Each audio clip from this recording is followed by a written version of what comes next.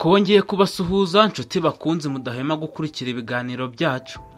Leta Zunze Ubumwe za Amerika zatangaje ko u Rwanda na Repubulika Iharanira Demokarasi ya Kongo byinjiye mu biganiro bya nyuma bitegura ubufatanye mu iterambere ry'ubukungu bwitezweho kugirira akamaro ababituye n'abo mu karere kose muri rusange. Umujyanama wa Amerika mu bufatanye na Afurika, Masad Boulos, mu gitondo cyo kuwa mbere Ukwakira yatangaje ko yakiriye intumwa z'u Rwanda na RDC kugira ngo zitangire icyiciro cya nyuma cy'ibiganiro ku mushinga w'ubufatanye mu by'ubukungu.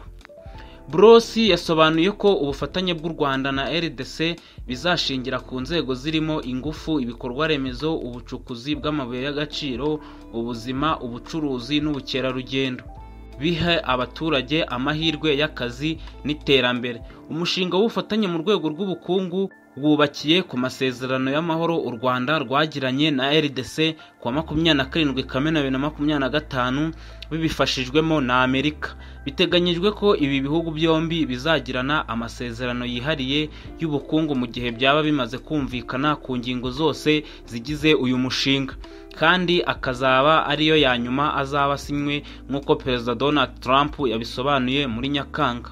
Boulos yagaragaje ko umushinga w'ubufatanye mu bukungu uzatuma amahoro aboneka mu karere, kandi ko uzagirira akamaro abaturage babarirwa muri za miliyoni bagatuye, cyane ko nabo bazagira uruhare mu guharanira amahoro arambye n'iterambere.